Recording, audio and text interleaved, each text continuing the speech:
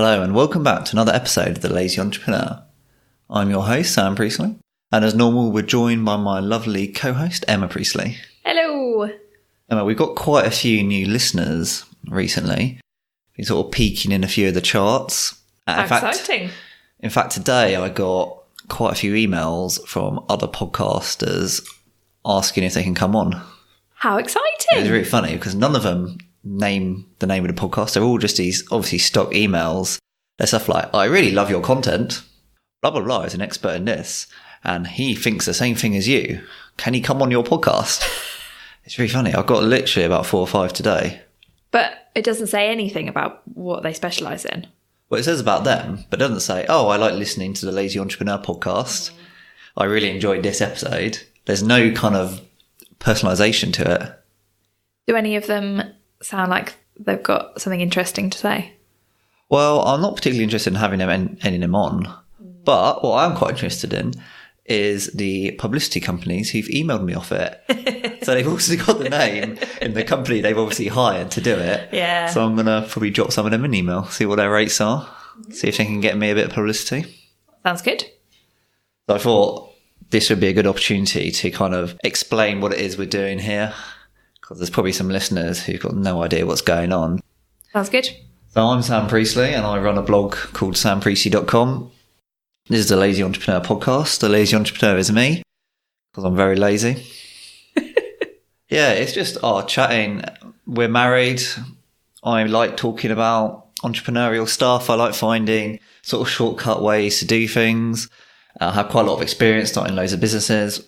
I'm quite lazy and I find it hard to motivate myself. So one of the things I do is I'm always changing to new projects and new businesses.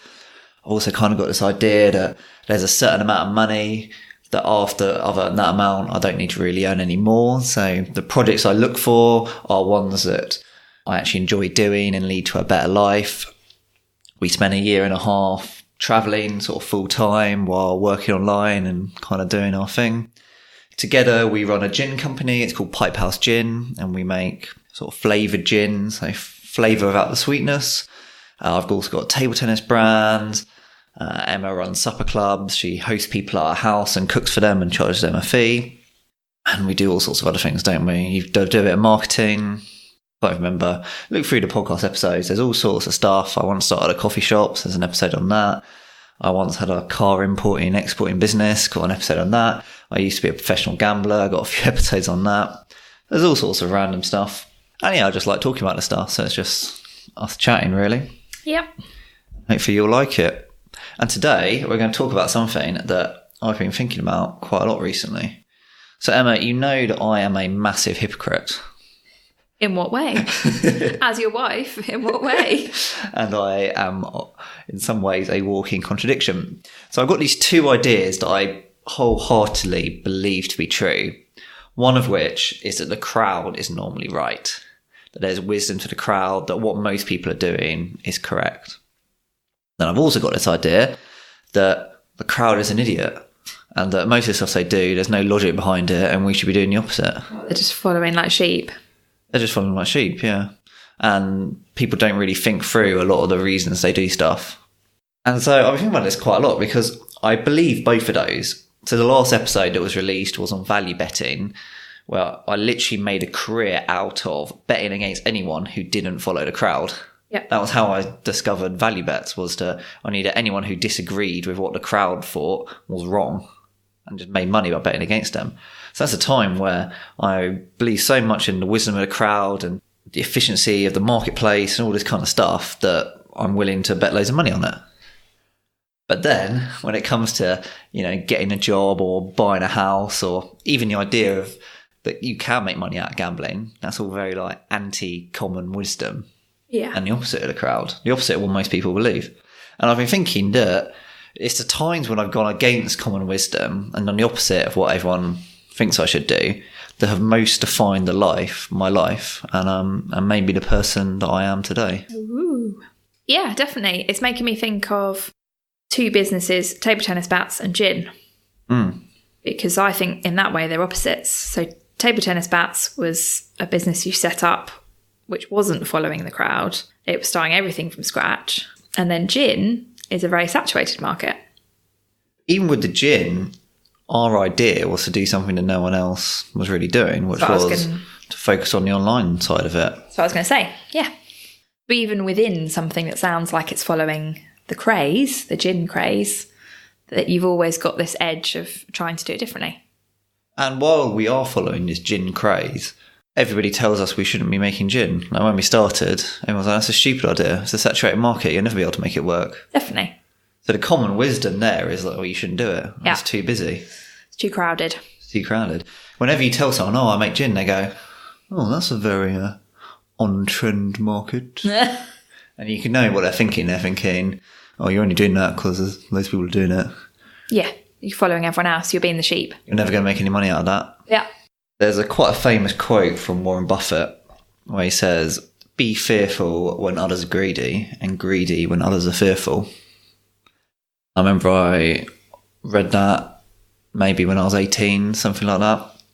At the time, I was also reading a book called The Black Swan by Nassim Taleb, which was pretty much saying the same thing, that people underestimate the chance of unlikely events. So I thought, I found an easy way to make money. I'll just do the opposite of what everyone else did. So I wrote a little computer program that would go on the stock market and do the opposite of what everyone else was doing. That when the market was going up, I would sell. When the market was going down, I would buy.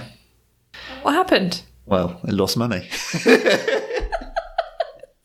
It's just too simplistic an idea, isn't it? Yeah, but because the that's how it crowd is normally started. right? That's how it started, that mentality.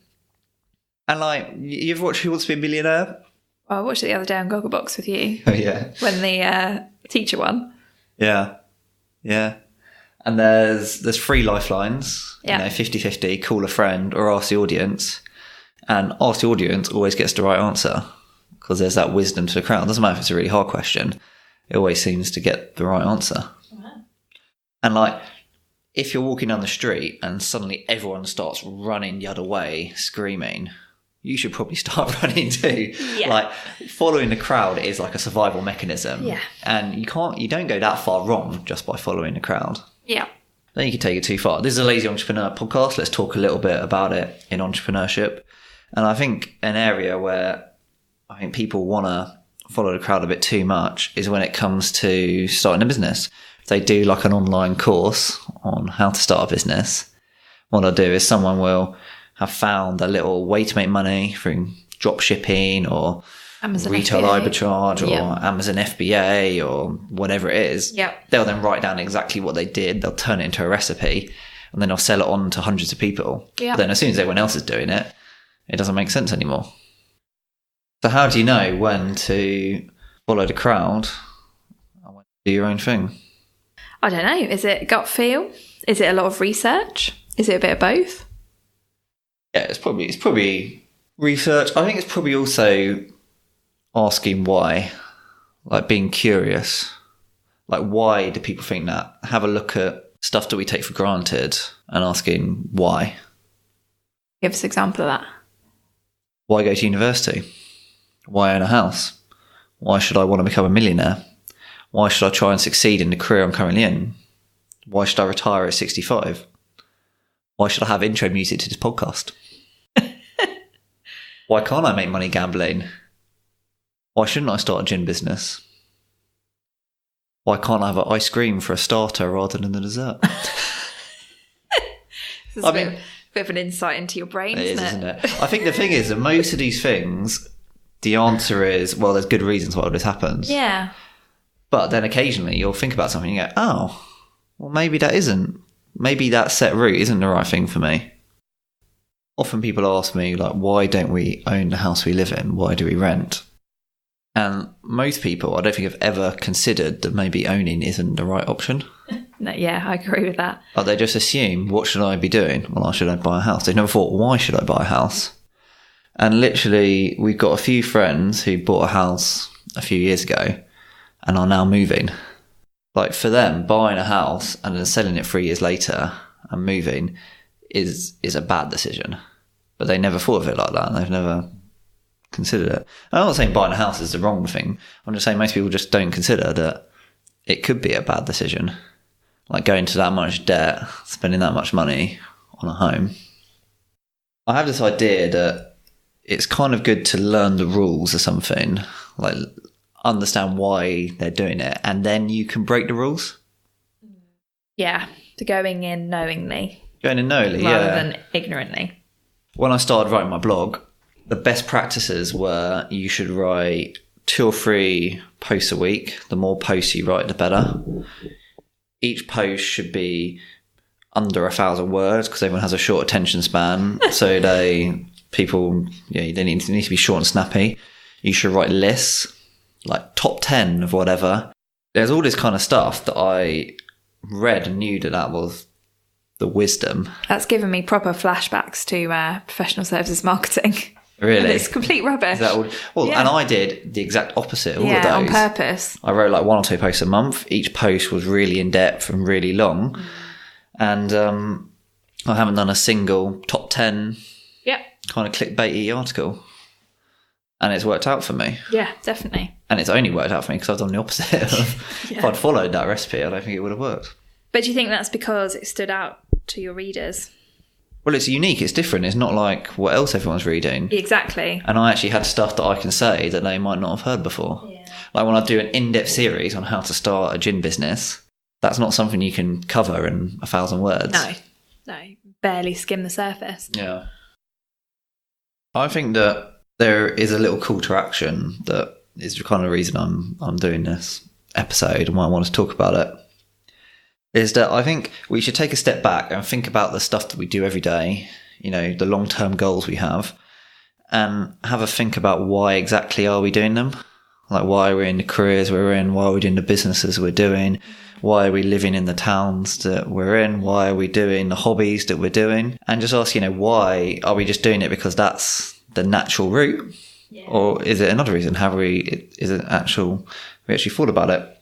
And the other thing I was thinking, in one of the recent podcasts we listened to, you said one of the reasons you got into professional services originally. So Emma used to work at a big company in London called PwC. And one of the reasons you got into it was that you'd been given the advice that if you wanted to get into charity work later down the line, it'd be good to have this background in professional services and work in the city. So I made that up.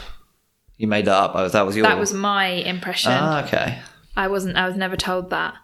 I'd never felt comfortable going into the charity sector with my sociology degree. I didn't feel that I had any skills I could offer a charity, whether it was an admin-based role starting at the bottom all the way through to a technical role, for example, being their accountant.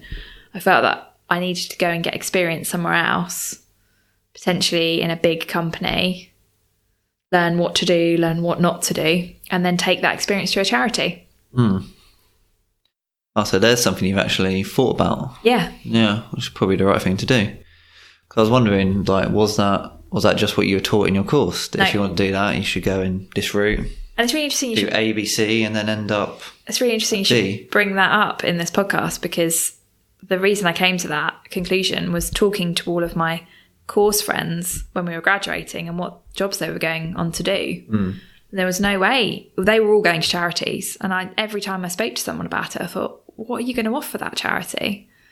You're not offering any value, and you're going in at a graduate salary. So all this money that this charity has raised for your annual income, it felt very uncomfortable to me.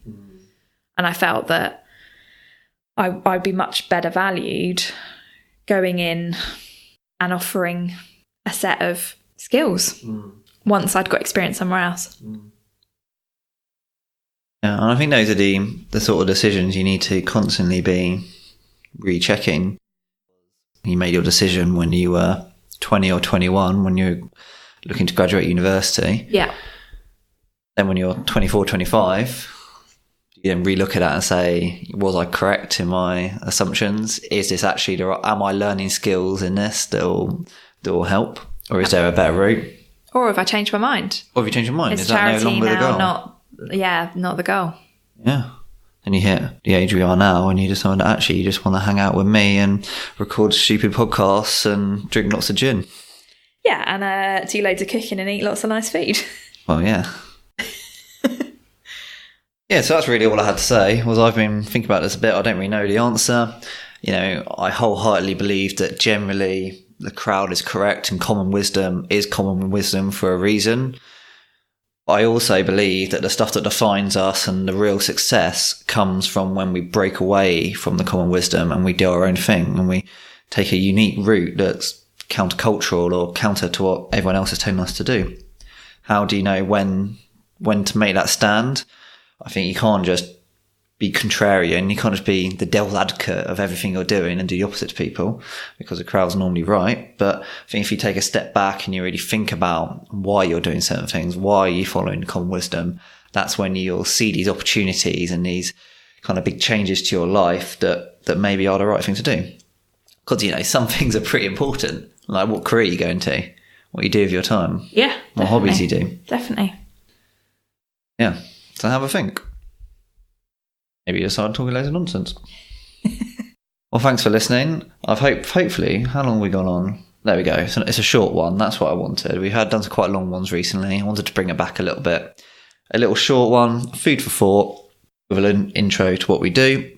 Something else I was going to say is we don't have any sponsors on this podcast yet, but we've got a few businesses. So here we go.